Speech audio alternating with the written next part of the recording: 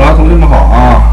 从今天开始，我们开始画这幅睡莲观音睡莲杨柳观音这个整个的构图大家也能看到是一个观音观音，然后卧在这个斜卧在这个我们的这个莲叶上然后脚下面这个踩着一朵莲花脚下面踩着一朵莲花。然后还有什么呢？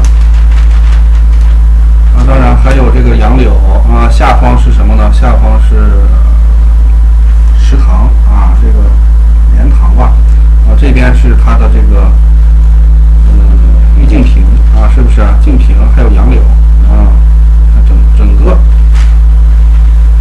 第一步我们是什么呢？白描第一步白描，我们首先来把这个底稿用我们的宣纸用我们的宣纸，什么宣呢？用这个我用的是云母熟宣我用的是云母熟宣。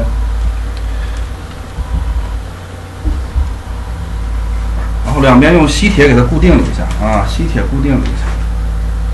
没用拷贝板今天不准备用拷贝板，因为我看了一下这个，首先这个图比较简单看起来线条也不是那么特别难线条也不是特别难。然后我们要分一下墨色分一下墨色首先淡墨、中墨、浓墨肯定都得有，但是注意这个墨色的区分，稍微重一点的墨也就是这个荷叶这个荷叶的正叶，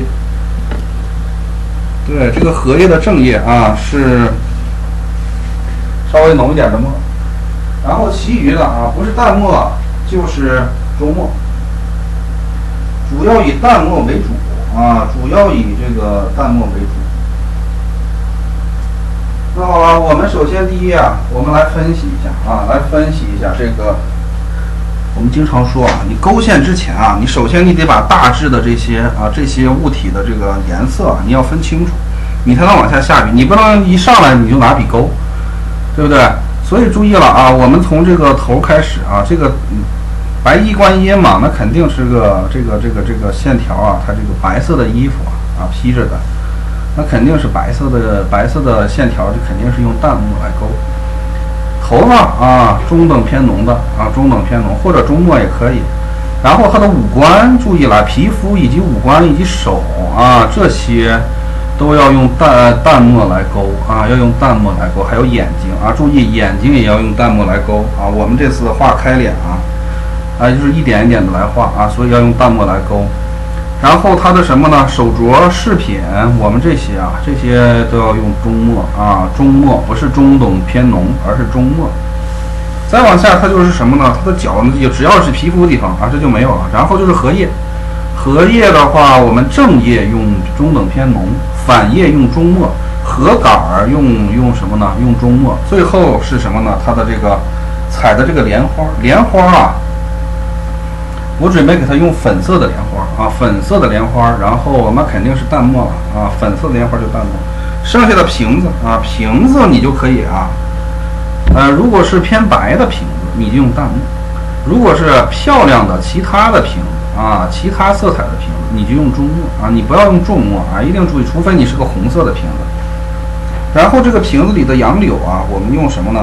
用中墨来勾一定注意用中墨，不要用中等偏浓，用中墨来勾那所以我们还有这个石头石头用勾的话也是中墨。下面的水勾的时候注意了水是中等偏淡的勾。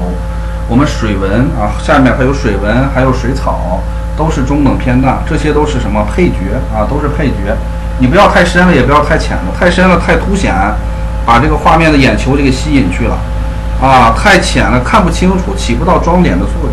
所以你看我们这个画画的效果从头到尾给它怎么样呢给它一定型就知道原来你看墨是这么多的。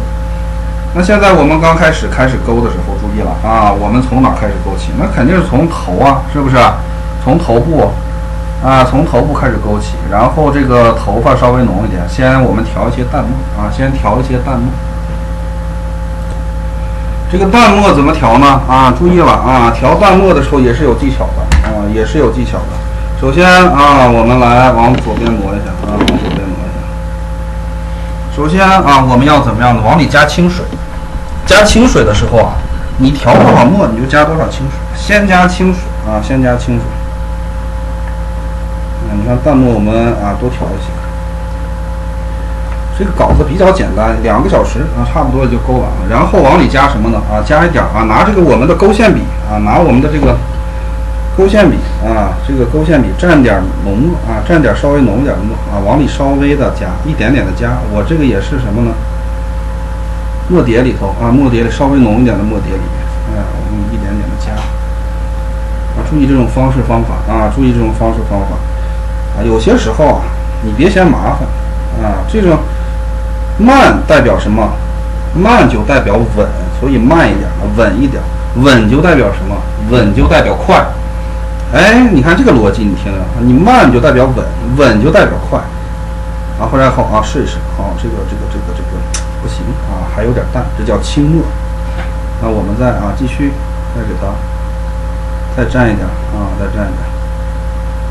这个有些同学问这个墨能不能用素墨，就是用这个隔页的啊，隔页的墨啊，其实无所谓。我觉得啊，如果是初学，你就尽量用现成的啊，尽量用现成的。啊，如果是老手，那就无所谓了啊，那就无所谓了。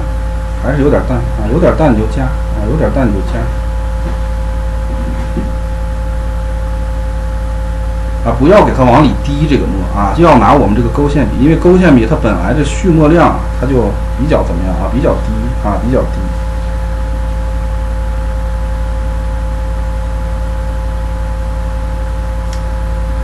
啊，再加一点。我这个不是浓墨啊，是属于偏中墨啊，偏中墨，所以我加的多一些。但是我稳呀啊，我稳呀，你看我这慢慢的加深，绝对不会深了再加水啊，反过来啊，你要是一下啊倒多了，然后你再倒水，深了以后你再加水，水多了以后再加墨，不停，你看其实不快啊，其实不快。哎，这就差不多了啊，这个墨差不多了。啊，这是我们的什么呢？淡墨啊，注意淡墨。墨离的这个纸稍微远一点啊，稍微离得远一点。我们这个尺寸是什么尺寸呢？大概是个60宽90高啊，60宽90高。什么意思？60公分宽啊，90公分高啊，基本就是这么高。然后下面放张纸啊，你看我这个肚子地方放张纸，夏天了怕出汗。虽然我戴的啊，注意戴这个夏天勾的，戴这种袖套，要这种帆布的袖套啊。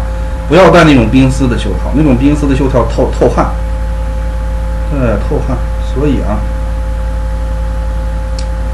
然后我们开始进行勾线，这个就要往低了，往低放，然后也不能过于低了啊，也不能过于低了。然后我这个调整一下焦距，这个焦距啊它是自动的，我得调成手动的啊，因为自动的它就会老找这个笔杆的这个距啊。而不是我们纸面的这个焦距，这就差不多啊，这就差不多了。行，好，稍微斜一点啊，稍微斜一点。为什么稍微斜一点呢？斜一点，因为我们勾线里头注意，尽量中锋行笔。什么叫中锋行笔呢？就是笔杆垂直于纸面啊，笔杆垂直于纸面。啊，你要是说是垂直的话啊，如果说这个摄像头啊，如果是对着我这个纸面垂直的对。我又是中锋行笔，那你能看到什么？只能看到我笔杆的一根屁股啊，是不是？哎，所以我得稍微斜一点啊，稍微倾斜一点。倾斜一点是为了目的是什么呢？啊，目的是啊能看清楚这个笔尖的行走啊，看清楚笔尖的行走。稍微往这边，稍微倾斜一下，调整一下，基本就是这样。首先，我们勾线的时候，勾任何一幅画的时候，所有都要从哪儿呢？从最完整的啊，从最完整的一个结构开始。你看这里是最完整的，下面啊，稍微粗一点，到转折地方稍微摁一下，然后提变细啊，这里稍微可以停顿一下啊，然后这里你不停顿也行。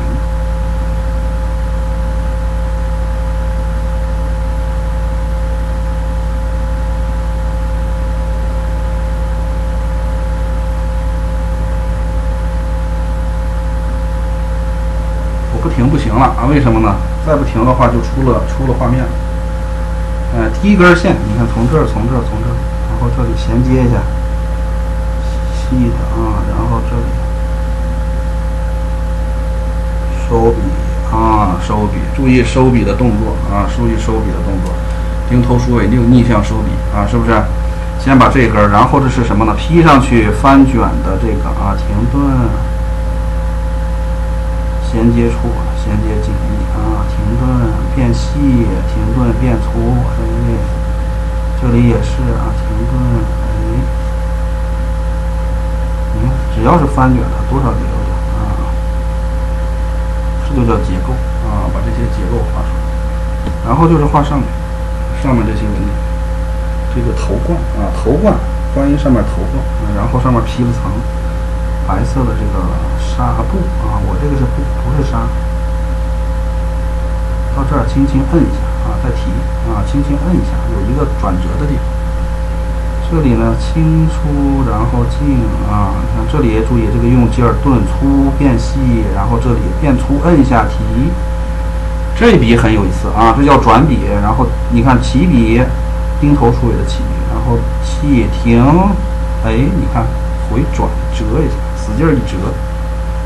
这边呢，你看这边过来，然后这边钉头，哎，铁线苗的收笔啊，收成圆的。这里在啊，它最高的这里，哎，然后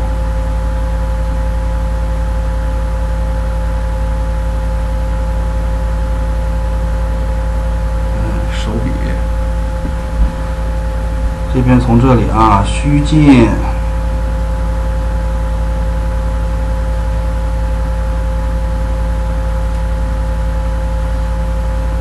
虚出啊，是不是？一笔下来，虚进虚出啊，然后这里停顿啊，多一些转折，这里停顿啊，转折再变细再变粗，腰接处。对，稍微的细，然后慢慢变粗，到这里停顿，然后变细变粗啊！你看就是这样。你别看一纹啊，一定注意多一些变化啊，让它的什么呢啊，整个的结构啊起伏起来啊，起伏起来。这你看，我们一下就给它勾完了。勾完了以后啊，这边用什么呢？稍微重一点的墨，对，中等偏浓啊，你甚至就中墨啊都可以啊，这个都无所谓。大概也就是这么个浓度啊，这么个浓度。对，说老师，我这个能不能比这个稍微再淡一点？可以啊，这个可以，用不了多少。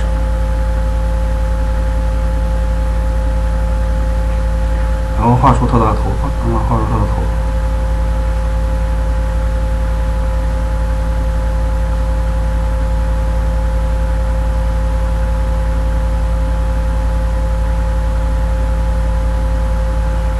要纤细，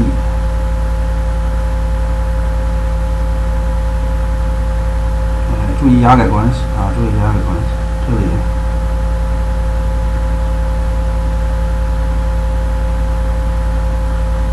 先给它按一组一组的画。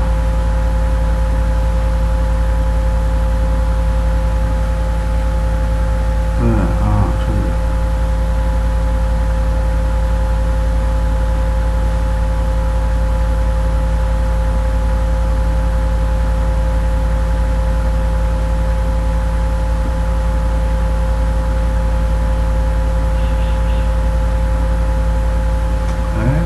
是不是？这里是什么呢？头发啊，头发是这里。这里是耳朵，耳朵不能画啊，耳朵不能。这儿也有头发，头发画到这儿了，咱们先画这儿吧啊。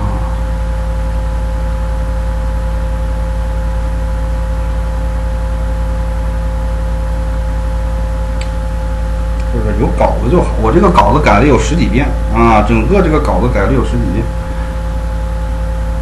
然后是这边啊，这边这个这边有点出入，我看看啊，这是怎么个画的？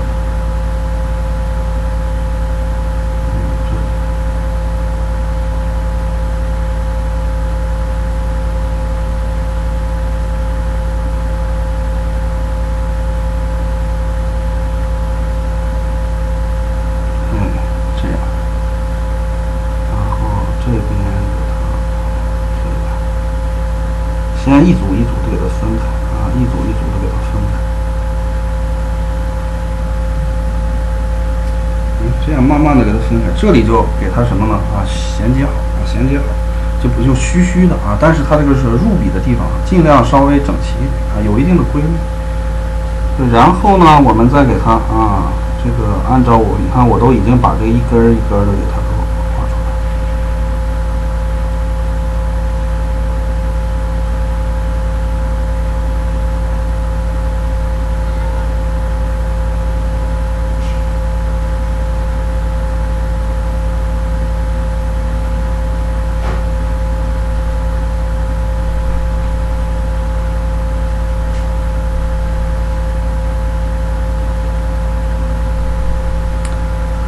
对不对啊？就给它这样画，画的稍微慢一点啊，画的时候慢一点，然后屏气凝神啊，屏气凝神，一根一根的啊，越稳越好啊，越稳越好。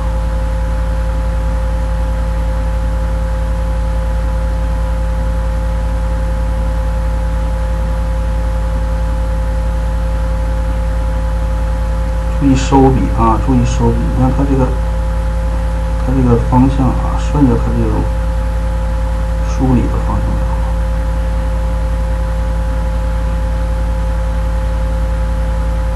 其实啊，我这个稿子啊，我当时修的时候啊，其实没必要修这么多次啊，修这么多次。但是什么呢？想着后期这个可能能给同学们带来一定的便利啊，我就每一遍稿子啊修的时候稍微简单一点啊，有一些。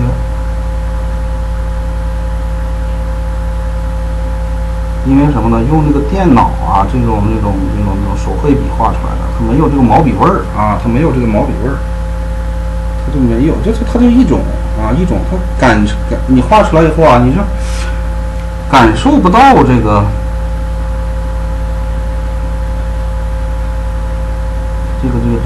线条的美啊，这个西画是可啊，西画你是像是漫画啦、插画啦，你都可以用这个。手绘板啊什么的，你画，你这中国画有些时候啊，可能是水平有限啊，水平有限。咱们又是搞教学的，美术工作者啊，水平有限，所以我觉得每次这个稿子我画了有个几张，10来张啊，10来张。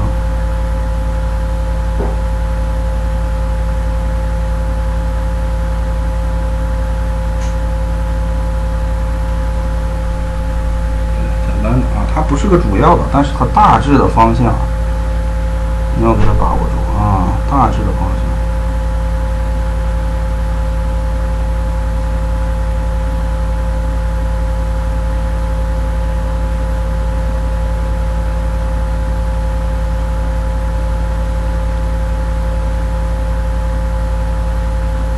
你画的慢一点啊，你画的慢一点，它会怎么样呢？它就比较稳啊，比较稳，然后出错啊，哪怕是就是画的有点歪歪扭扭的，它也不影响大效果。为什么呢？后期我们要用这个黑色啊，给它晕染啊，给它晕染的时候，这种线条啊，它就多少有点啊不明显了，是不是？但是一定要注意啊，要怎么样？要细啊，虚进虚出，一定要注意虚进啊。你像有这种衔接的地方，你可以稍微实一点。但是你看入笔的时候，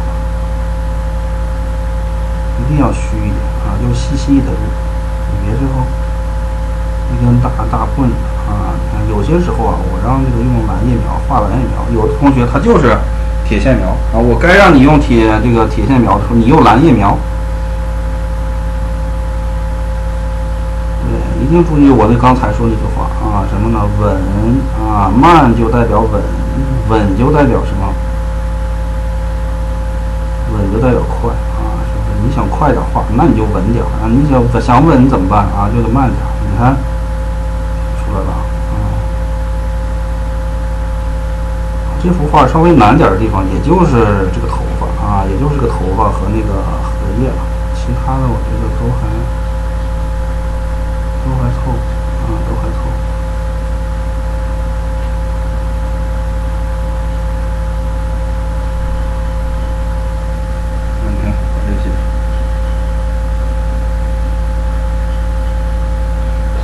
都是后面的头发啊，这都其实应该把这个他们这个头发啊，这个五官啊画完了，我再画这些。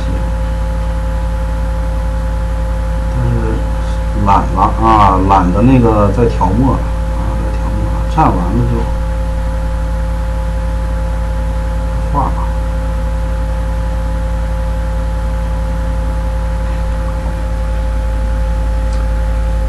是不是？你看，我们就这个结构，我一会儿再好好研究一下啊，好好研究一下，看看怎么画。忘了这个结构了，我得定懂一下啊，我得定懂。直接这么勾吧啊，它有一点这个压盖啊，转折压盖的。我们回头先给它从中间。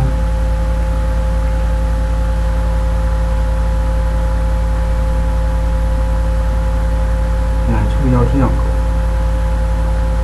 啊，这样勾，然后边缘，这样勾，然后再两者中间，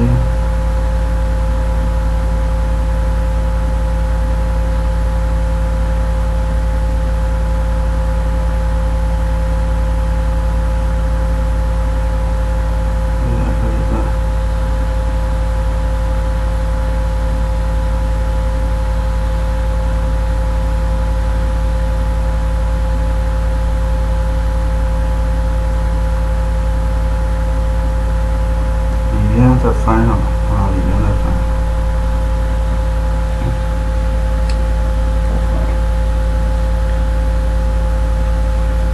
头发勾完了以后啊，头发勾完了以后顺势啊，顺势调淡一点啊，手调淡一点啊，什么呢啊？把这个耳环我给它勾了。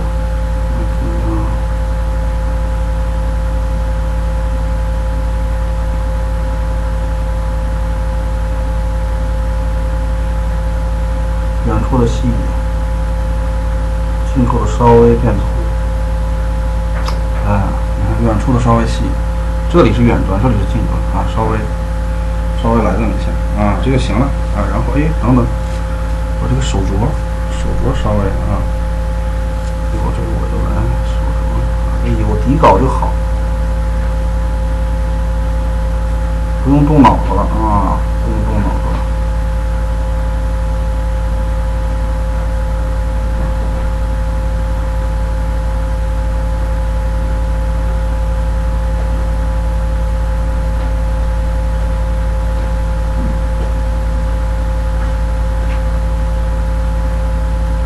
到了边上的这个小珠子，它就有什么呢？有这个压盖关系了啊！注意压盖关系。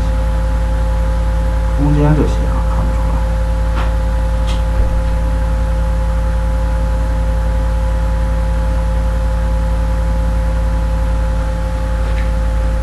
这勾出来，好啊，是中末啊，这基本局部啊。现在这就是必须勾的一些，勾完了啊。勾的一些稍微重一点这个，我们就算是勾完了。然后啊，再调成淡墨啊，再调成淡墨。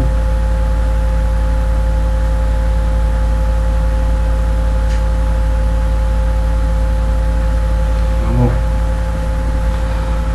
眉心，对不对？眉心，很多同学问我这个圆怎么画，我的习惯是这样的啊。首先，你看从欲左先右，先右回一下，把风裹一下，一走，这是我的画法啊。停，有注意啊，这个脸部啊是这样的啊，这里要停一下，然后手这里停一下，然后下巴磕的，对，然后在这里。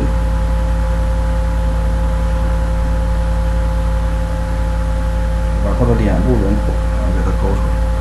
耳朵啊，耳朵稍微粗一点没关系啊，耳朵压一下，你看变粗这里。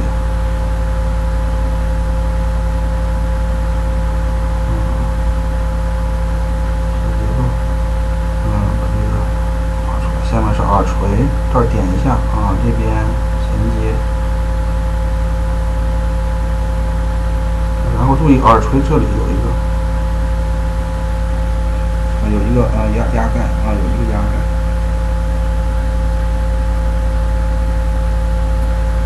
然后注意了啊，再勾这个手啊，再勾这个手，这个手要近一点，近一点。手啊，先勾什么呢？先勾指甲。指甲完了，比肚子，使肚子圆润一些。注意压盖啊，注意压盖。然后衔接的地方啊，衔接地方要粗，然后没有衔接地方要稍微细一点。就出来了。然后这里停顿，然后轻轻的跳，有骨头的地方稍微停顿转折，然后这里再画个指甲，比肚子。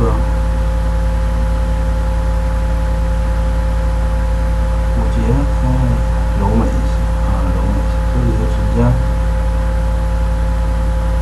我这个指甲画的有点别扭啊，你们就自己看吧，觉得不好看就改啊，是不是？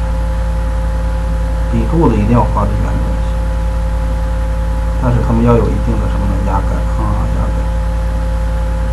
这边是这样，上面过来。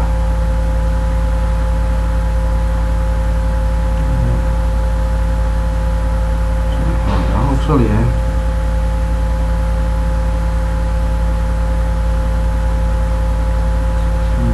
这里稍微的圆润的放过来，再把这个最远处的这个指甲，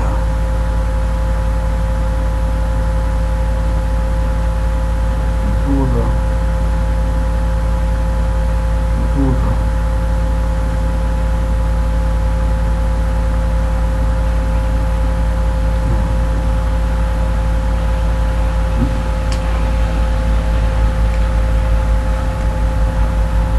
手掌，还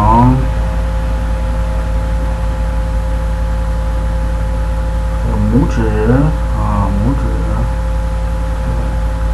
手腕中间那个小结构，你看每一条线啊，中国画就是这样的，每一条线它都有来处去处啊，来是 come 去是 go。然后画什么呢？眉毛，眉毛怎么画？注意一根一根的啊，大致的画，稍微出去的。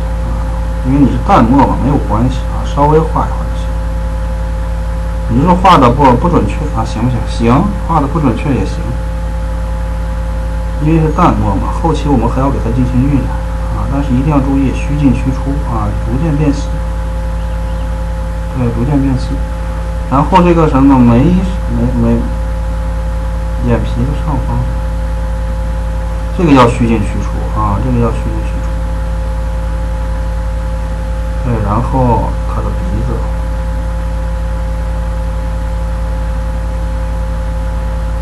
鼻孔啊这里，然后转过来鼻翼，嘴中间先画这个啊，先画中间，然后这两边啊，在两边，然后再停顿，再给它画上嘴唇，再停顿画下嘴唇。两边的嘴角啊，稍微给它摁一下啊，提摁一下，翘起的嘴角，然后下巴磕在这里，小半圆。你看，这我们就看不清，是不是？因为是淡墨啊，但是勾的啊却勾了，然后再给它勾什么呢？眼角处多来一点。眼角处稍微停顿一些啊，停顿一些。你说不停顿行不？可以啊，后期我们在复勾的时候再画一些。这个也是啊，眼角处稍微停顿一些啊，粗一点。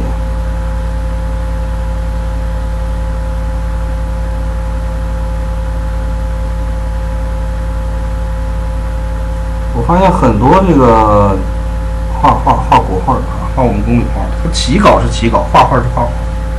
啊，一定要记住啊！你们别入了坑儿。对，很多这个画工笔画的，它都是起稿是起稿，画画是画画。什么意思呢？稿子随便画一下，大概的位置，然后具体的自己就是上稿子画的时候，在它这个稿子基础上，它稿子可能不对称，但是画起来啊，这个非常好啊，这就是临时的这种啊，这种其实是对的啊。我也是经常这么跟我的一些同学说，你起了稿子以后啊，你起的稿子就是个稿子啊，真正画的话还是临场这种画，你觉得合适你就往下画，你不合适你就不要动啊，是不是？你再改。对，画它的脖子啊，脖子，然后往下了啊，这就是可以再往下，稍微往下。这里就是这个手臂啊，这里这个手臂，你看，尽量不挪它啊，一挪它，我觉得。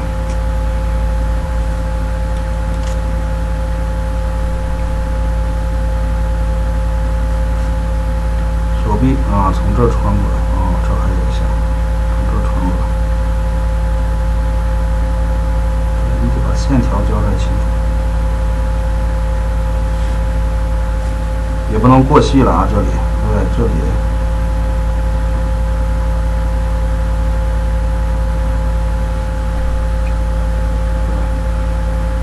取决于细节。你看，你是这样画出来的，是不是？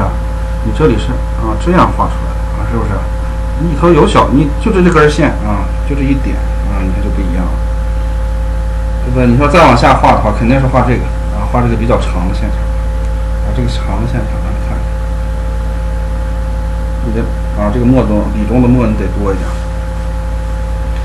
这个可以一笔画啊，但是我建议同学们两笔画，我是两笔啊，因为什么呢？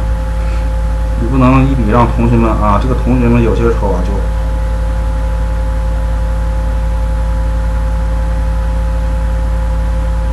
看呀，老师怎么画他怎么画啊，是不是？那我就，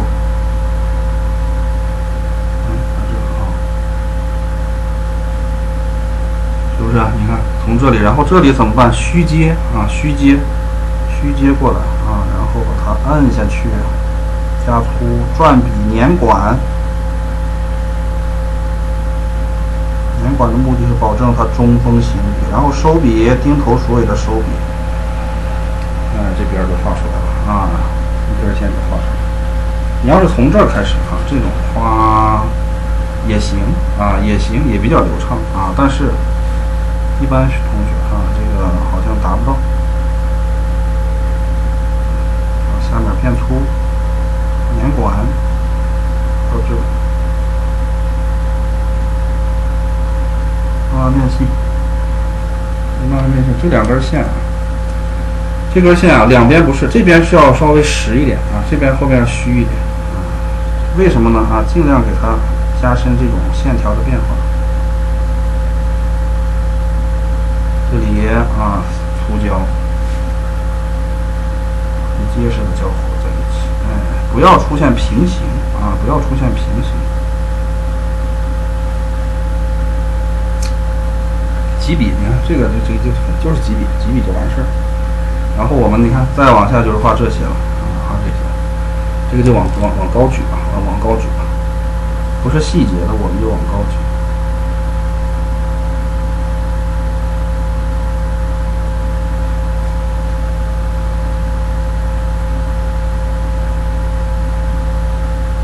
这里逆风逆向吧啊，你看收笔。然后这里铁线苗的起笔啊，铁线苗的收笔，你看这里细一点到这里，转折，提的排笔，收笔，铁线苗的收，停顿，起收。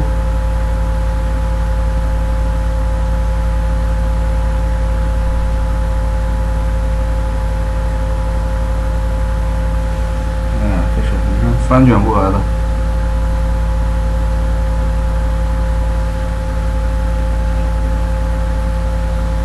然后就是这里啊，袖子了啊，袖子这里粗细粗，粗细粗，这边是什么呢？它的一个袖子上的花纹啊，这个就稍微是有一点就行啊，有一点变化就行。对，但是这个不行啊，这个要粗一点。是跟我的笔杆非常厚。停顿。收。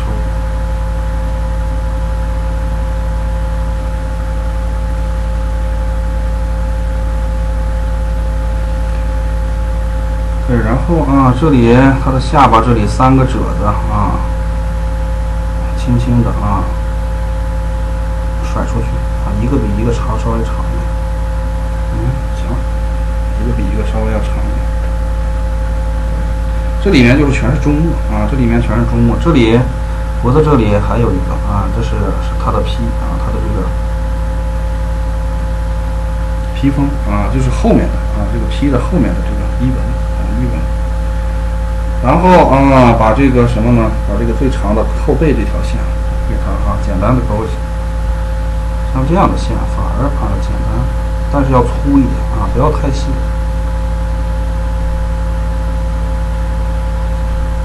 慢一点它就是凝实啊，慢一点这个凝实。最后摁一下啊，摁一下收笔。这种线条啊，就就是比较简单的那种类型啊，比较简单的。然后我们继续啊，其实为了省劲儿啊，为了省劲儿还是得挪一下啊。我这个人太懒，桌子它就这么大点儿啊，不是应该摄像头的范围就这么大点儿啊，就这么大点儿。是合腿。这个你看这个是在比较完整啊，比较完整。那我们现在要把这个腿给它勾出来，这个腿给它勾出来。勾的话，我看看啊，首先这里啊，虚劲摁一下，然后转摁，停顿摁啊，然后转摁，转折再摁一下，停，抬笔啊，这里收笔重。一笔就出来了，然后把它的什么呢？把它的转折的这些停顿，然后再停收笔啊。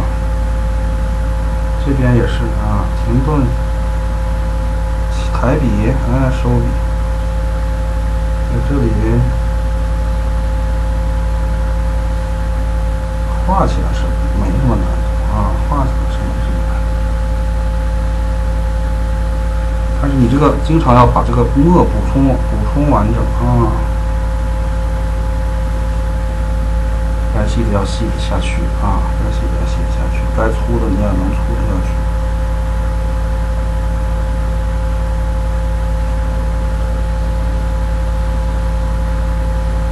对，静止什么呢？静止这个线条平行啊，这尤其是2条，你看它是不是平行的？你看从是这样，然后我又勾了一下。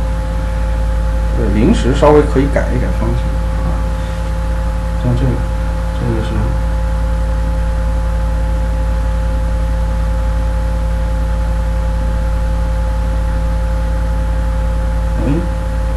这边线条衣纹方向不要一致啊，方向不要一致。然后就是它的膝盖啊，膝盖这个你多存点墨啊，多存点墨。为什么呢？它这是一笔比较长啊，相对来说这个线条是比较简单的，但是你要画的时候要注意啊，不要画成一样的。你看到这里稍微粗一点，膝盖这里稍微停，再粗一点，然后捻管啊，调整方向，这里转折，慢慢的抬笔啊，慢慢的抬笔，一笔下来，就是稍微有一点这种关节的这种。到这儿这些就很轻松了，丁头鼠尾起笔啊，然后收笔要停，丁头鼠尾的收，就是粗的收啊，稍微粗一点。你看没几下啊，这个画起来还是相当柔顺的啊，相当柔顺。然后再把它的这个什么呢啊，再把它的这个掸在这个我们的这个衣服下边的这个衣服袖子。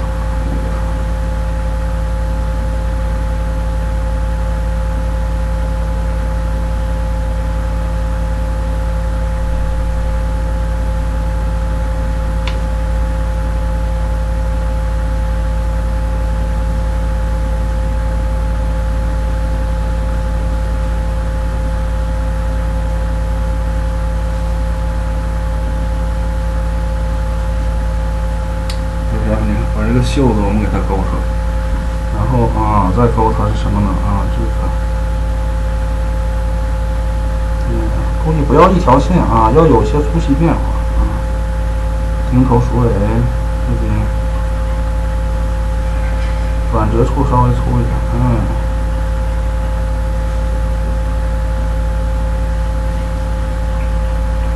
这个是什么？这个是它上面这个花纹这个袖子这个花纹。镶了个边儿镶了个边儿。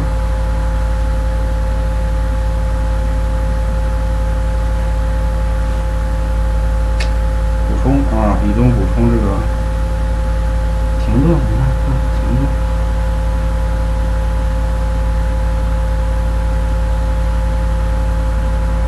粗收。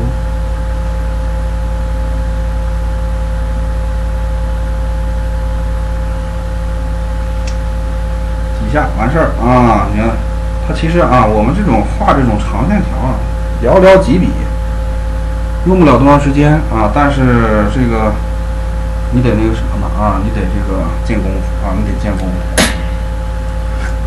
然后是我们的这个脚脚大拇指。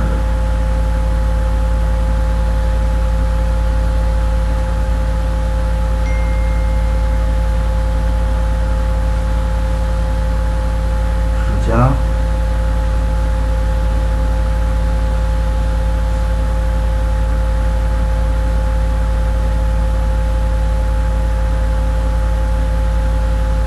停顿，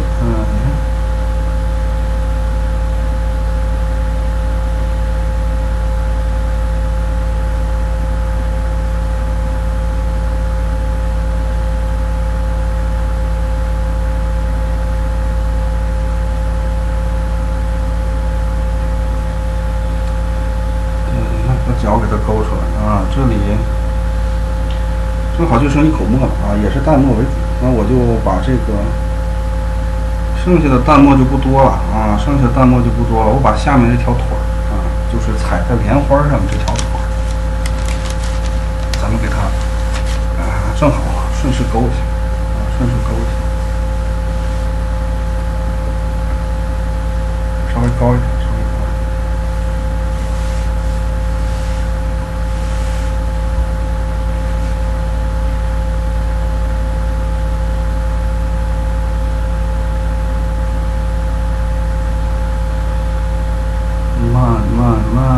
慢工出细活，稳，千万别哗的一下子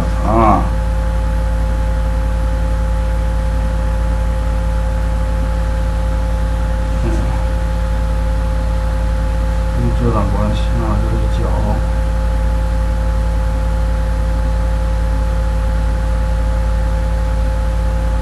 体变换，注意线条的变换粗细好了然后这里再把它的什么呢脚给它勾出来，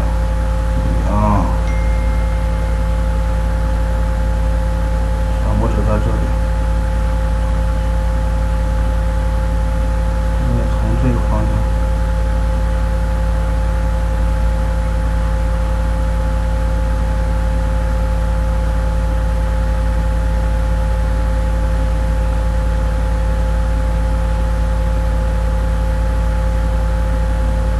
衔接这个坑这儿稍微停一下，停一下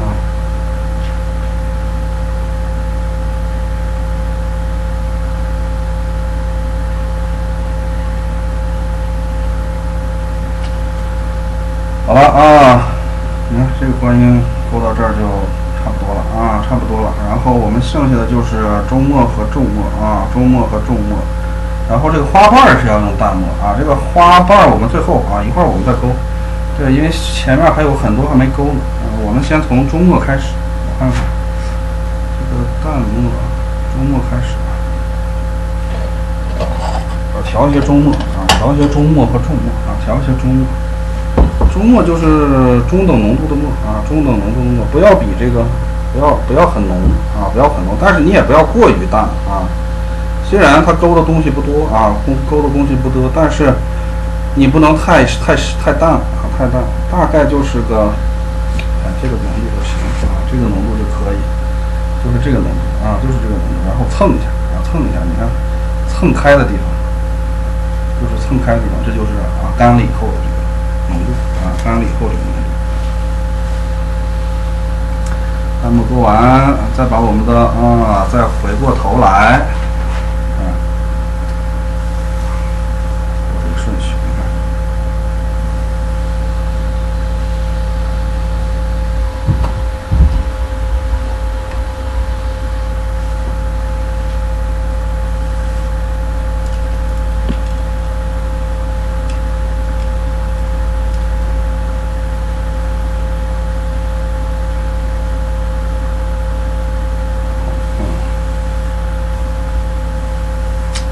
你看一移动啊，它就稍微有点偏啊，移动稍微有点偏。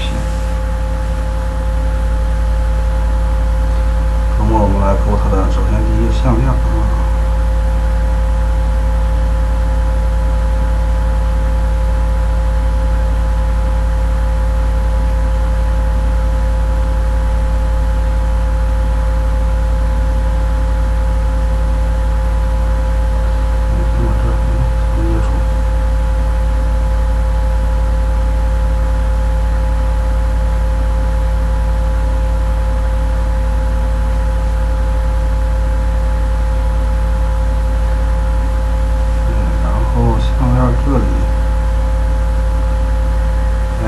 先勾的话，你先把它的结构给我勾出来啊，是不是？谁压谁，项链有多宽啊？先把它勾出来。它上面有个小纹，小纹理。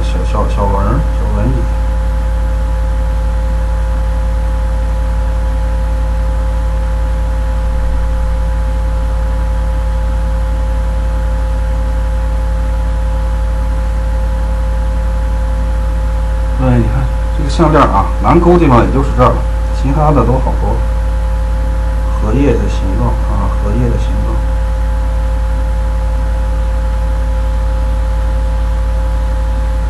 注意不要漏气啊，要先勾外缘的啊，先勾外缘的。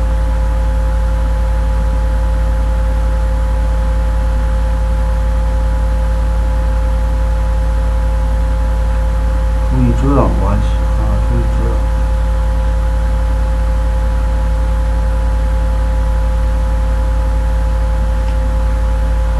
再勾它内围的啊，就是双勾。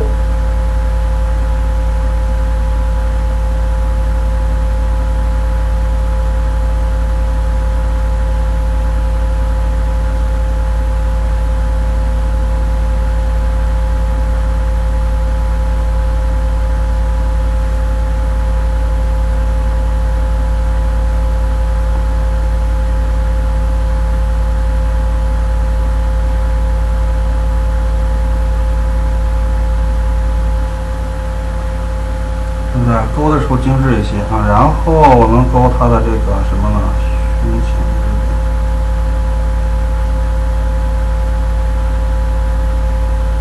视频啊，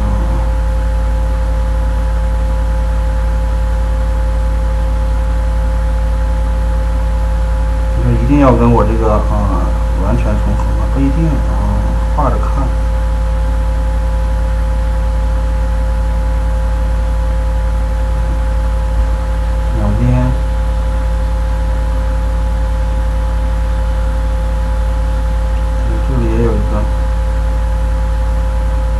中间是圆圈，这里有一个环儿和它衔接起来，这也是珠路穿起来的。然后这个圆圈，中锋型笔，有些同学说老师我这个画圆老是画不好啊，你就中锋行笔为主就行。注意中锋行笔啊，你看两边的小荷叶这种稍微尖的一定要尖啊，尖的一定要尖。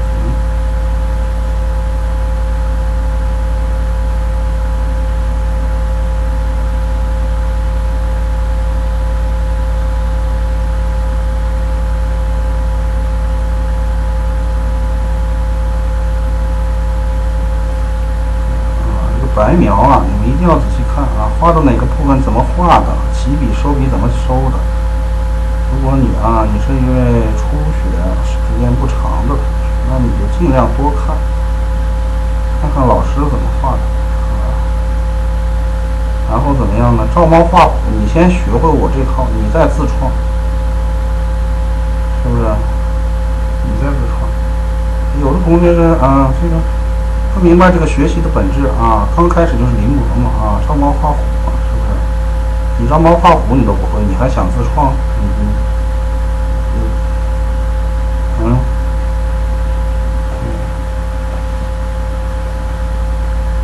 你就认为你就这么有天赋也许真的有这个真说不准。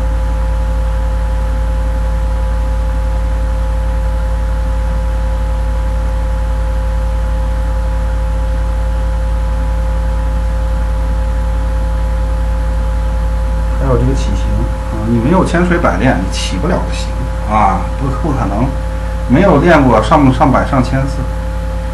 中央美院让你练这个速写，都是先来1000张速写，对，肯定行。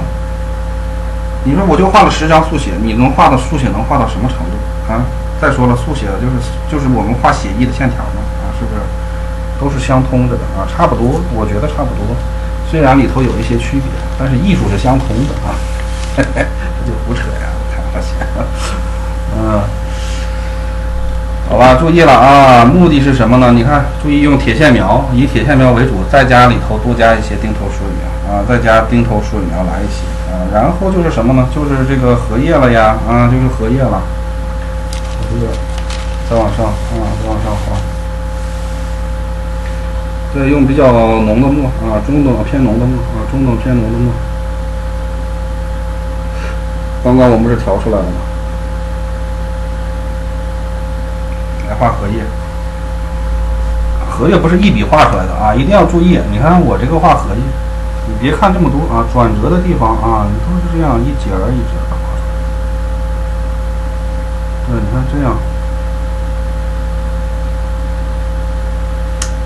是这样你们别是一笔下一笔下可是不对，交接的地方稍微粗一点。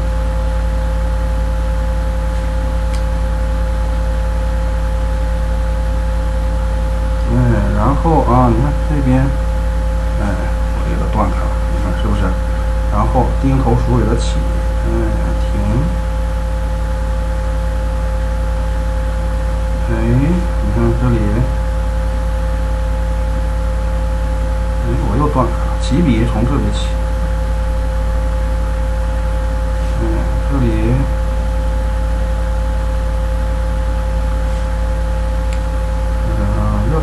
这才叫毛笔味儿呢你要是说一条线哗哗哗哗，那不好看。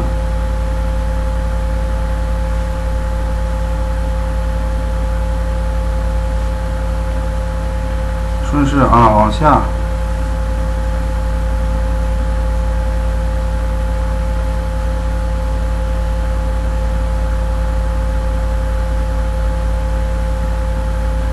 看不见了。你再往下点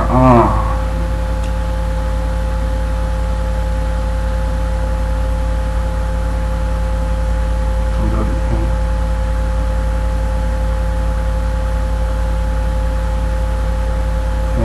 这里停，换，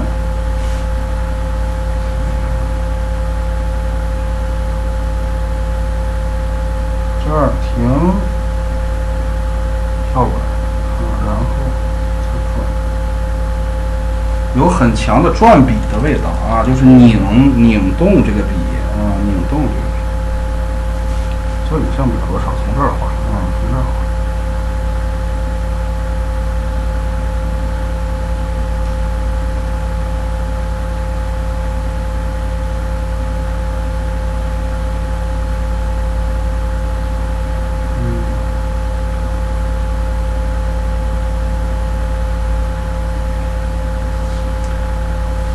画啊然后你看有反页，反页我们用什么呢？一会儿用这个周末来勾反页一会儿用周末来。现在我们什么呢？再调点来勾什么呢？勾它的正页的页脉正页的页脉。注意了，你看我画多细，稿子上画多细，你们就尽量画多细。你看像这种反着画，虚近变粗虚近细细的近，慢慢变粗是不是？一定注意你看，这就又碰到摄像头了近虚近变粗，虚近变粗这里你看从这里出来，停顿一下，这里，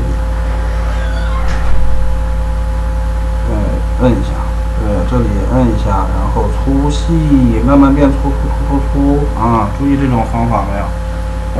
对，这个脸这个荷叶一直是困扰我们很多同学的一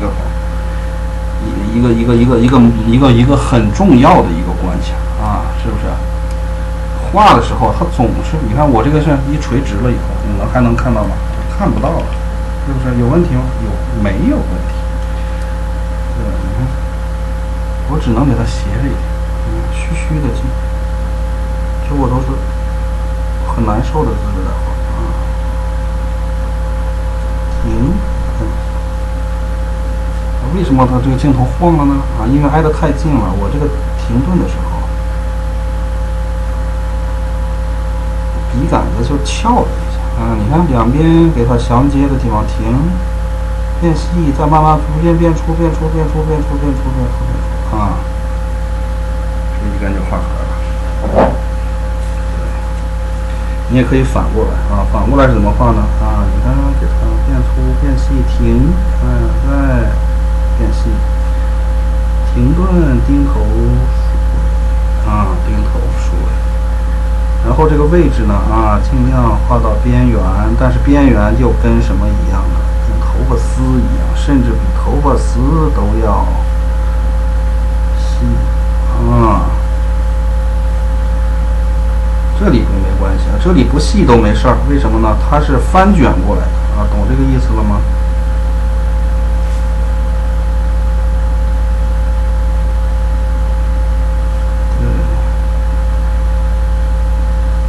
这里必须粗由粗到粗就可以，你不能一定注意它的生长方向一定注意它的生长。走那儿去，看不见了。你看这里下来，然后上去，练的习惯也就没什么难度了。你练着不习惯平时不怎么画临时画这么一下子。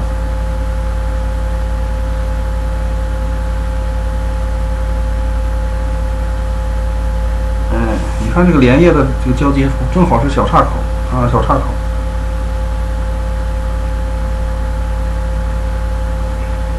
正好是小岔口。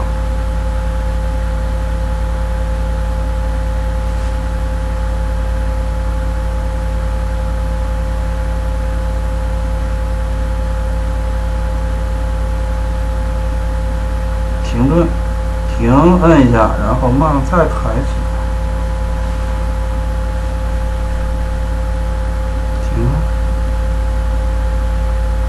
正好跟这个小岔口转折的地方。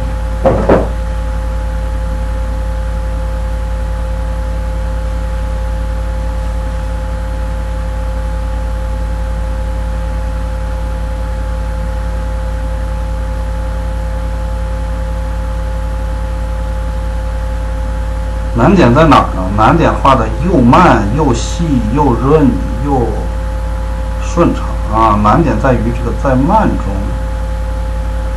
能画出来这就叫什么字？稳字这就叫稳。这个稳怎么练出来的呢？每天画，每天1个小时。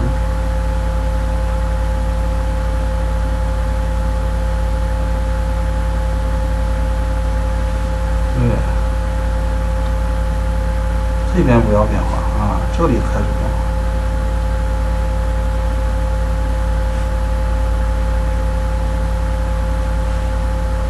是它的结构线，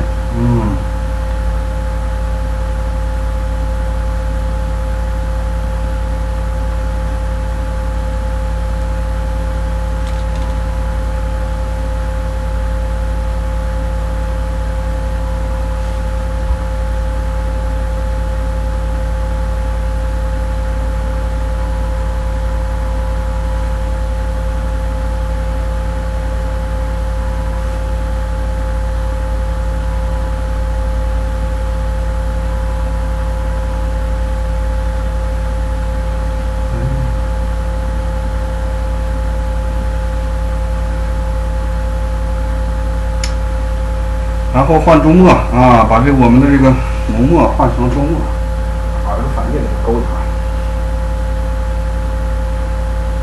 反叶勾一下，荷叶就这么一片啊，荷叶就这么一片就够了，把反叶一勾完，我们这个也就差不多了啊。注意反叶先从这里勾，从这里粗一点啊，然后给它上来，然后这里细粗。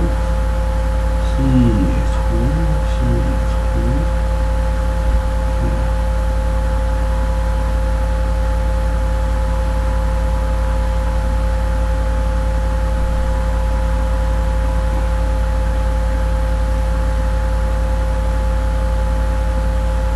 听我勾的方式了吗？全部都是什么？丁口鼠尾。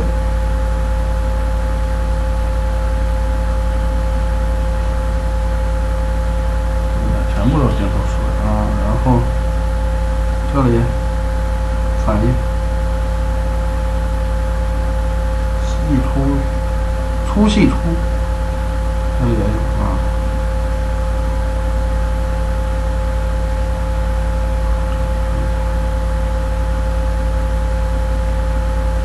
好，接下来就是什么呢？它的这个荷杆了啊，荷杆。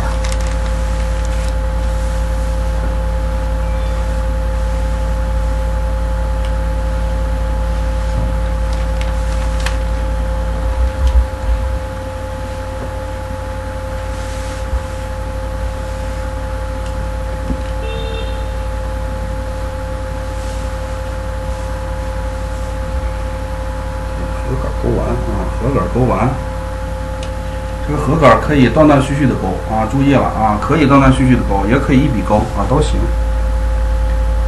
铁线描，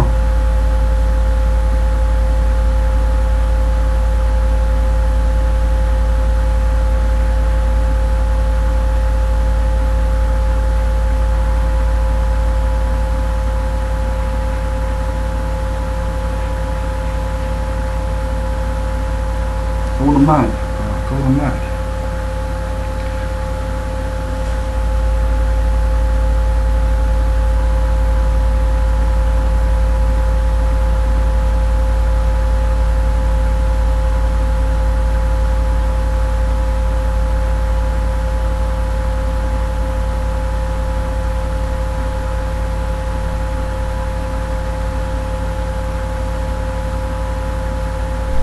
慢一点稳啊，稳一点它什么呢？啊，稳一点它才那个什么呢？啊，不容易那个出错啊，是不是？不容易出错就怎么样啊？就不容易出错，那就肯定是不容易重新画呗啊，是不是？这就叫快了啊，慢代表稳，稳就代表快。这个也是铁线描，我就这样画了啊，不调整摄像头。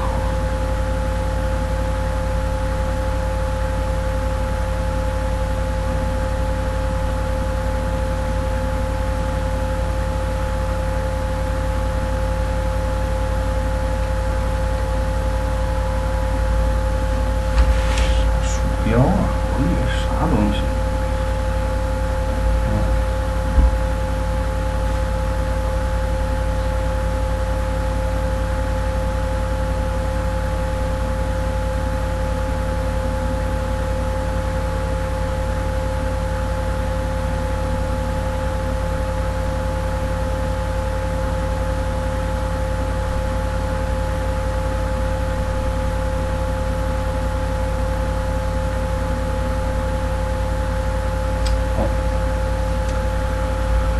一笔勾下来是为什么？省事儿啊，就是为了省事儿啊。其实啊，画的时候你稍微带点这种转转折折，还挺逼真啊。但是我们艺术处理了呀啊，我就这种妖娆的感觉啊，扭扭捏捏妖娆的感觉，我觉得挺好啊，我觉得挺好，是不是？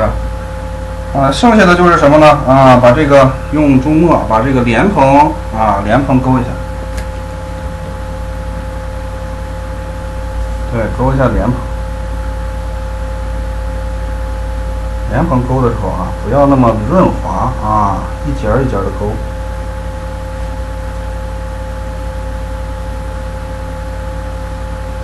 我们这个莲花稍微有点写实啊，然后注意里面的顺着它有一条双线啊，是不是？不要完全一致啊，有些长有些短交错开。对，在莲子简单的画几颗啊，简单的画几颗。好，注意莲子的啊，你看，然后下面的纹理。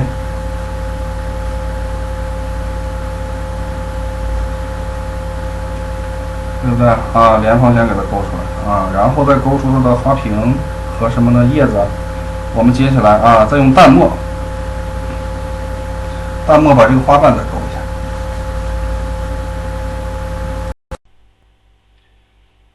好了啊，同学们，我调整了一下位置啊，然后我们继续开始啊，用中墨啊，中等偏浓的墨啊，中等就什么中墨啊，中墨，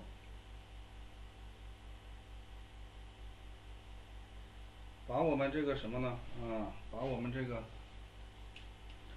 核感勾了啊，然后接下来我们勾这个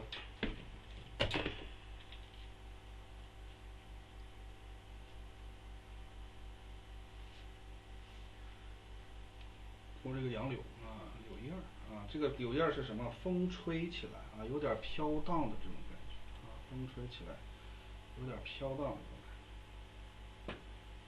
你看这个聚焦啊，它必须得手动啊，好，手动。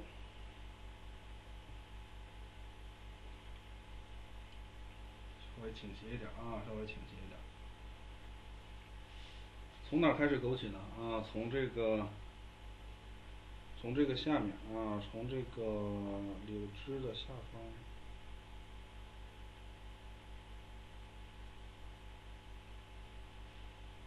它这个柳叶是怎么长的啊？我们注意了，首先我们先给它把柳枝，我先给它勾出来。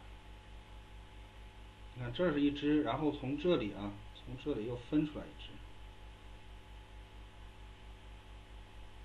然后这一枝一直延伸上去。注意这结构啊，然后从这里分出来一枝啊，然后从这里也分出来一枝。对，然后注意了这边啊，这边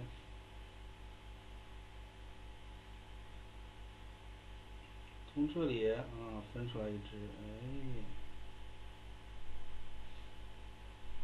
是这样的啊，然后从这里啊分出来一枝啊，这个比较写了啊，这就比较写了。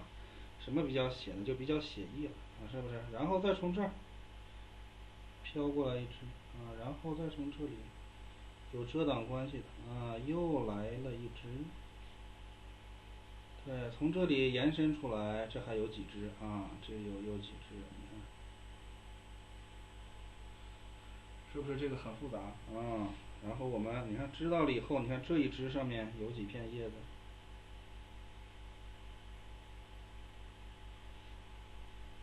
对，然后这里。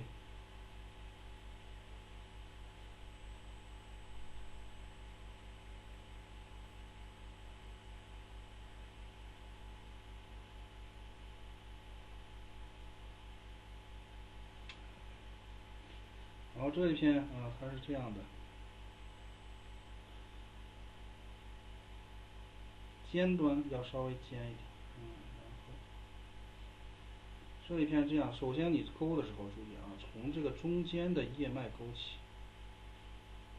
对，然后再勾它的什么呢？两边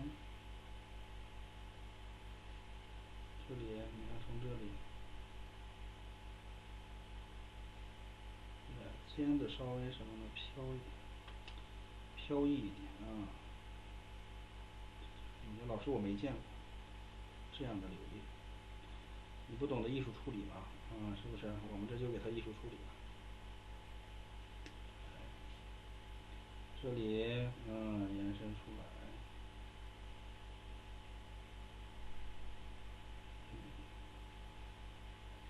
倒着走，根部粗尖端细啊，根部粗尖端细。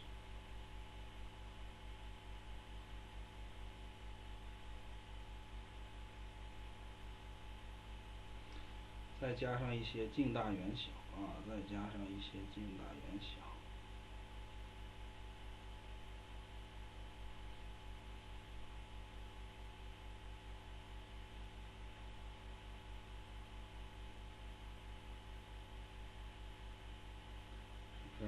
画的稍微手松一点。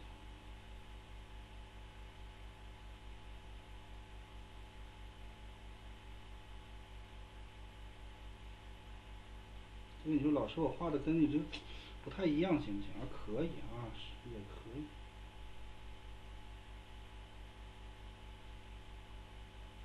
因为这毕竟是配角啊，配角不要把配角用太多的精力去画啊。所以你看我勾的时候啊，我就直接中墨啊，中墨勾完，你看我连枝干我都不勾了啊，是不是？卷一点啊，我枝干，你看我枝干我就以写的形式，比较什么叫比较写意的形式啊？但是注意枝干它也是有特征的啊，什么特征？根部粗，尖端细啊，出现这么个发展，然后相衔接的地方稍微停顿一下。这个瓶子啊，这个瓶子上面有花纹，这个瓶子上面有花纹啊。然后呢，想把这个瓶子画出来，你要是花纹画的什么呢？花纹画的那个，淡一点，瓶子画成白的，你说行不行啊？也可以啊，玉净瓶嘛，我看看啊，还可应该是可以啊，但是不能太淡了啊。那我们就用淡墨啊，用淡墨，把瓶子画的稍微淡一点啊，行，凝淡务浓啊，凝淡务浓，对，用淡墨。哪怕后期又觉得这个效果不行了，我们再给它怎么样复勾一下啊，复勾一下。这个北派啊，就是有很多这种比较传统的啊，就是不能说是特别传统吧，只能说是比较传统啊。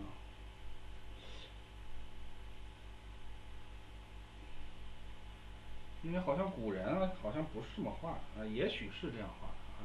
我这个我看的书也少啊，看的书也少。就是有什么话，先拿淡墨啊，管它什么呢啊，先我拿淡墨。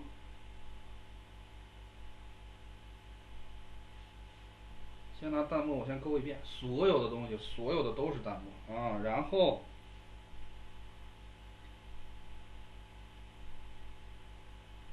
这是什么呢？小莲叶啊，莲花的这种造型。然后我就染色啊，染完色以后，我再分需要复勾的，我给它复勾啊；不需要复勾的就不勾啊。有这种画法啊，有这种画法。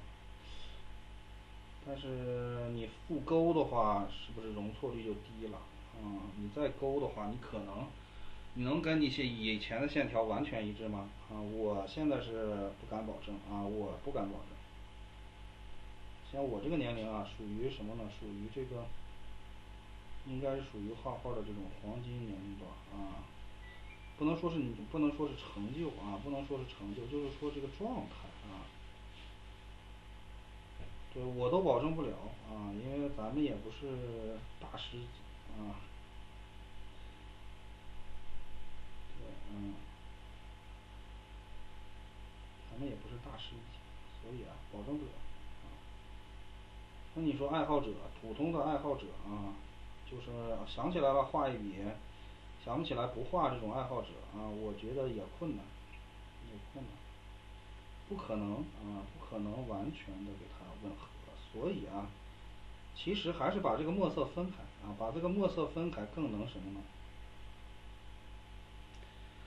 把这个墨色分开，我们更能容错啊，更不容易出错。你就直接分开，你以后不用复钩了啊，就是局部实在是伤的厉害了啊，个别的复钩。你像那个就是那种就是大范围的复钩啊，那就是大范围的复钩。对，然后再正好有弹幕啊，我们给它什么呢？把这个花瓣勾一下。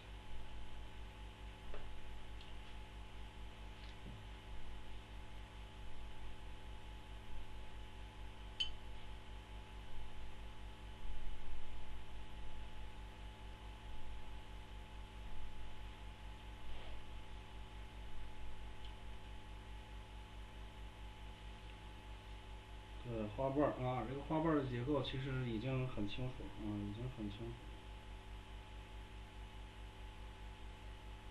就是它花瓣尖子啊，稍微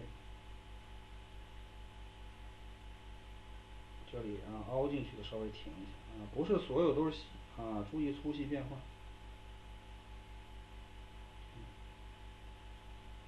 尖的稍微要粗一点，荷花花瓣的尖端。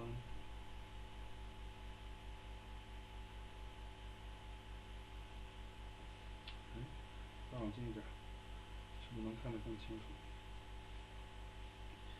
注意从中间这一片开始啊，中间这一片开始，然后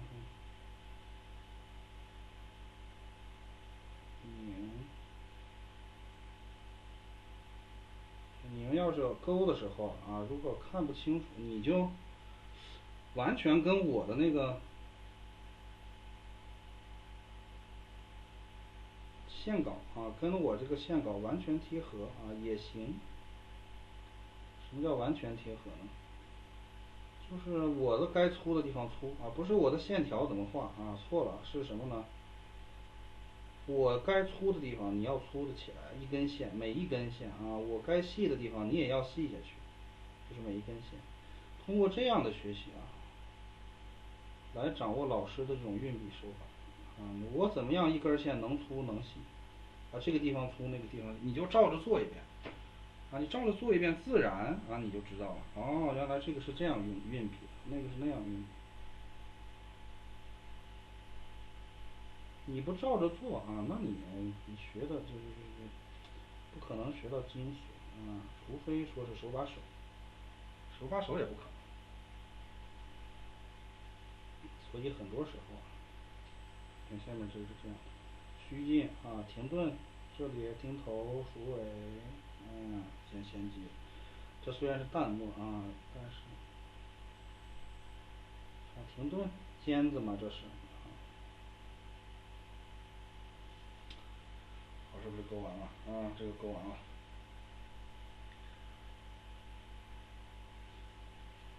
注意这个几个诀窍啊。首先，它这个什么呢？啊，花瓣尖端要粗一点，钉头鼠尾。你哪怕是逆风行，也要注意。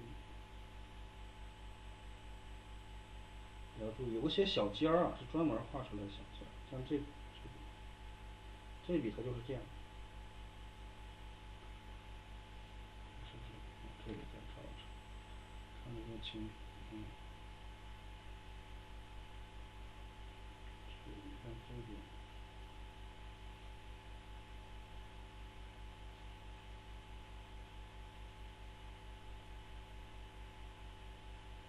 停住，压一下。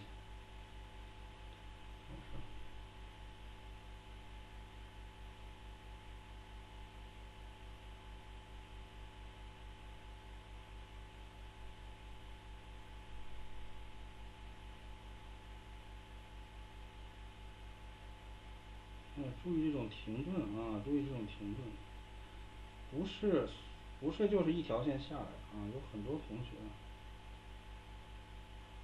总是认为我们这画就是一条线啊，有很多也就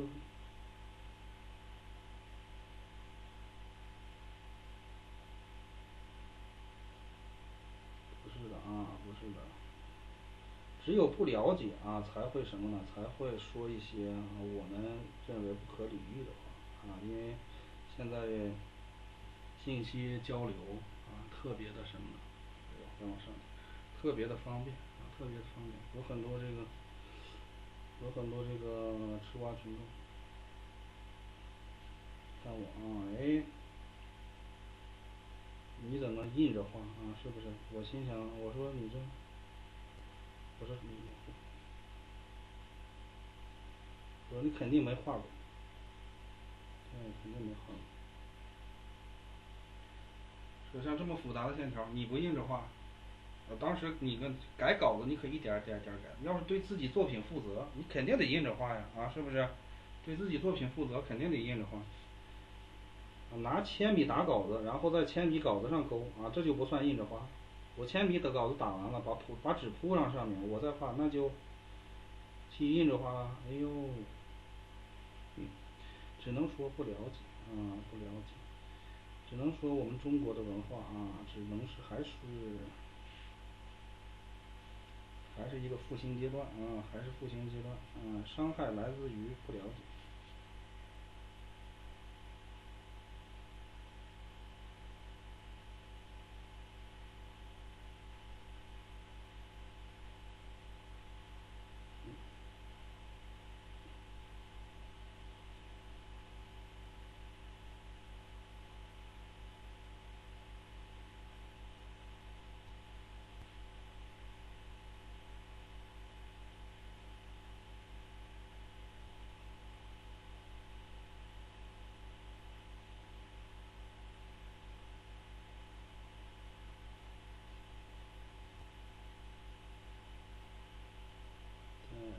画的习惯就很快啊，画的习惯就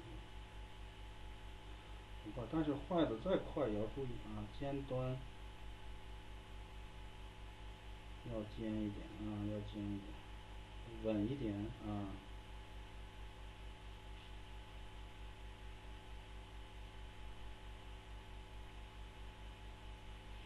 稳一点，涂点弹药啊，涂点墨汁。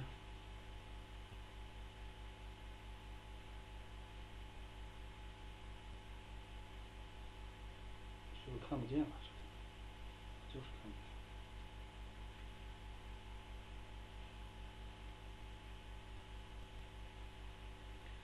看的其实远啊，看得远，其实已经很近了啊。你看我这笔头才这么大，我的指甲盖才这么大，主要是这个花太小啊，又小又复杂。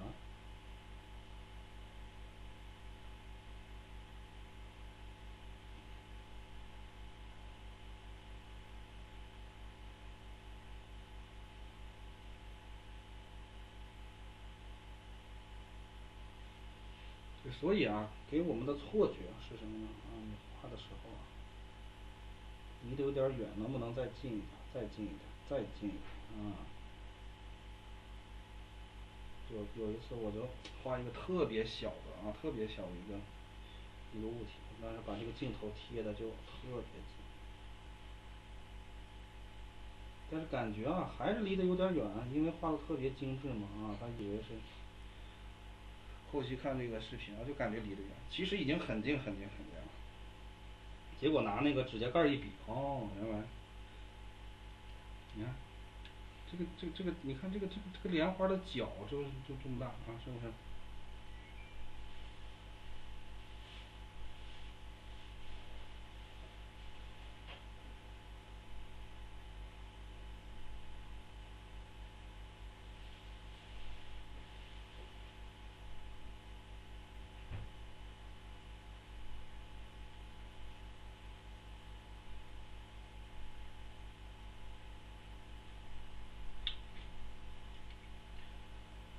好，你看，不知不觉中啊，随便几笔，我们就把什么呢？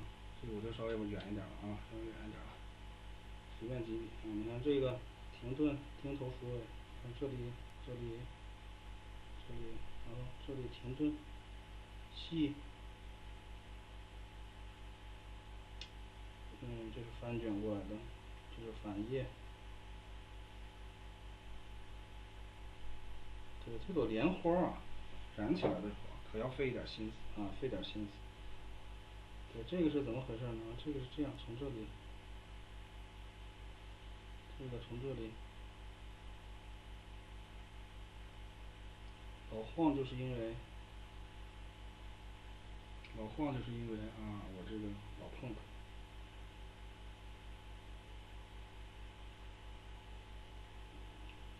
然后这里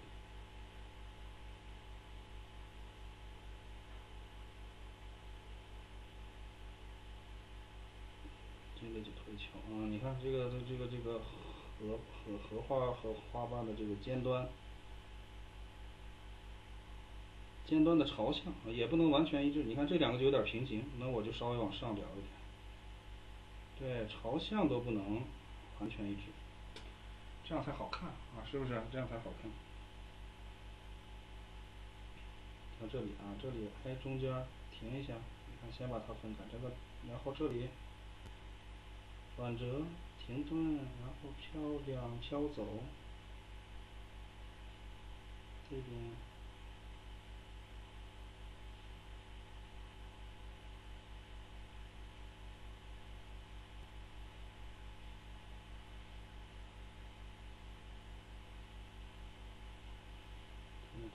这里是这样的啊，先找瓣尖啊，起笔就要找花瓣的尖端，哪里是反瓣啊，哪里是正瓣。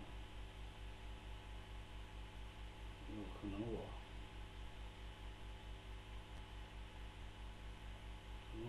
看错结构了，还好不影响啊，还好不影响。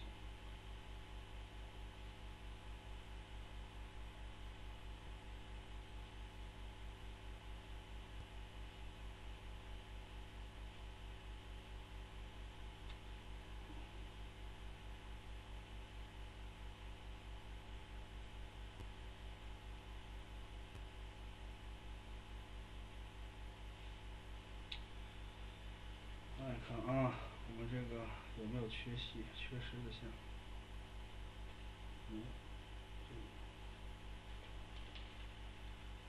看看是不是很淡啊？很淡，但是这个效果很漂亮。行，淡墨淡墨画完了以后，我们把这个下面再往下就是水了，水、石头水、石头，还有这个海草这个什么海草？水草。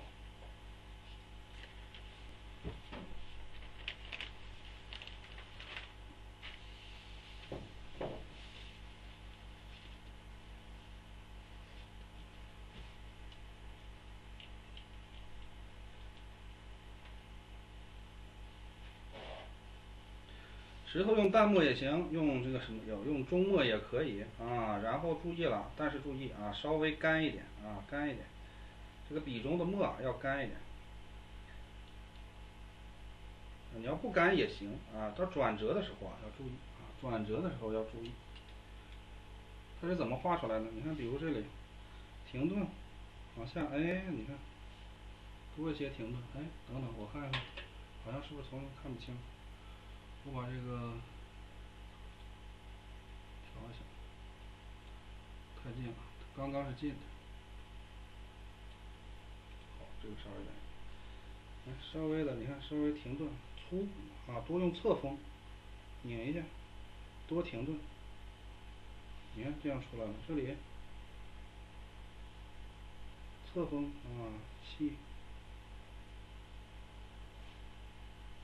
那就这样出来了。你看这里，很多的都是绝头钉描绝头钉描。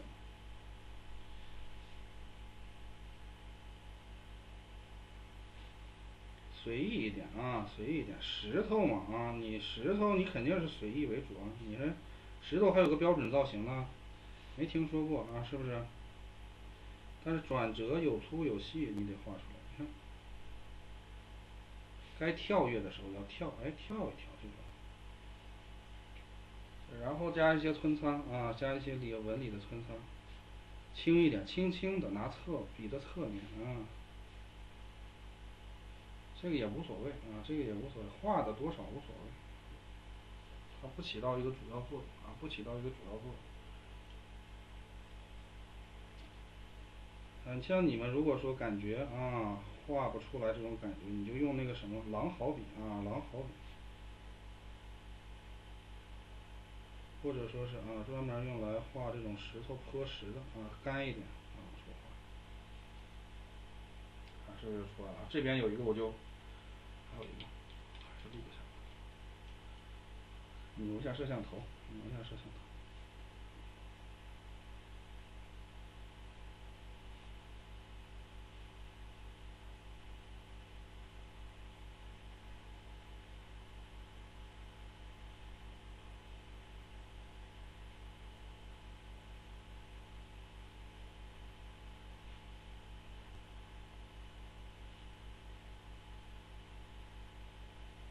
存一下，稍微这叫存一下，存擦，稍微存一下。对，然后还是这个墨色还是这个墨色，我们来什么呢？把这个水草我们来勾一下水草这块勾了，勾的时候要仔细一定注意勾的时候要仔细从左往右勾，逆着勾也行，正着勾也行。为什么呢？可能你这个勾完了以后你就再处理它也就那么一下两下的事儿。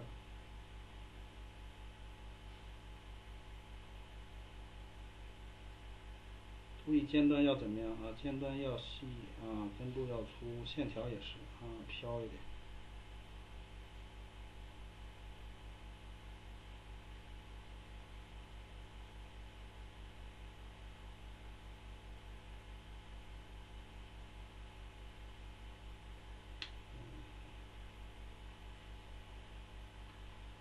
就是简单的，像这种稍微长一点的。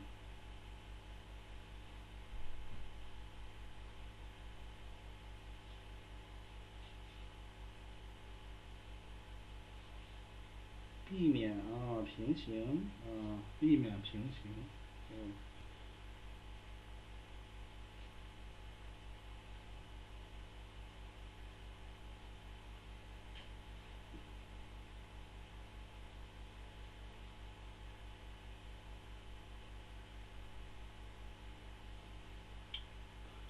是不是？这组就什么呢？这组就画完了。然后其他的我就不演示了，好不好？我们这个白描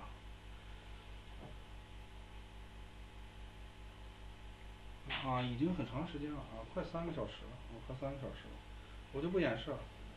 其他的我们就还是老规矩，对，还是老规矩就是按照这个方式给它画就行了。剩下的就是用淡墨，用极细的线条你就极细的给它描出来这种河水就可以了。用淡墨勾，或者是比这个再稍微淡一点也行比这个稍微的淡一点也行。最后用那个最淡的墨把我们那个什么呢？把我们那个转轮就画出来，就是那个佛光后面这个转轮我们给它画过来，画出来就行。最淡的墨，你哪怕就是一点一点的描都行，因为淡墨嘛，它最后可能要用颜色给它盖一下以颜色为主，线条为辅，所以淡墨给它盖一下。用最淡的墨，反正能看点印子就行，能看着印子就行，淡一点淡一点。行了，那我们这节课白描的部分我觉得该演示的也就差不多了剩下的都是配角，配角稍微勾一勾，也就是个水草需要看一下，其他的真没必要真没必要。好了，同学们来看一看我们现在这幅作品这幅这个观音，对不对？画到这里就基本上算是完成了你看它这个整体的墨色效果，我把它举起来，稍微托起来一点。你看还是很漂亮的还是很有效果的还是很有效果，一看就知道哪是浅哪是重，是不是？线条的停顿我看勾的还可以还可以还可以。好了，那我们就剩余的我就在视频外去完成它，好不好？我在视频外完成它。那我们开始下一步。对了，注意了，我要提醒一下勾完以后有2件事你必须做。首先，第一，看边上边上的这个墨线，黑色的线，用油性的笔或者中性笔拿格尺打出来，边缘线打出来第二刷一遍清水，看看你这块有没有漏矾没有漏矾，你再进行表板，你再进行什么呢你再进行刷底色你不要说一刷底色漏矾了是不是？然后就问怎么办？对，先刷清水啊，先刷清水试一试，有漏矾的地方怎么办？如果刷焦矾水嘛啊，背面刷一些刷浓的啊，如果再试一试漏不漏矾啊，不漏矾了还漏那正面刷一点，简单刷个淡的，1:1兑水刷点淡的啊，对，哪儿漏不刷哪儿就完事了。啊，注意了啊！一般来说，这个情况，只要你画的时候保护好啊，不要把汗液呀、护手霜啊沾上去，啊，基本不会漏矾啊，基本不会漏矾。还有纸，平时你的纸是不是密封保存的啊？是不是密封保存的？你看，胡和老师，我这准备的，你看我这画一幅，我这都得有，对不对？我这都得有，啊，一定要注意了啊。那好了，那我们就结束吧，我们开始下面的课程。下面我们开始底色的晕染。还有我们平涂工作。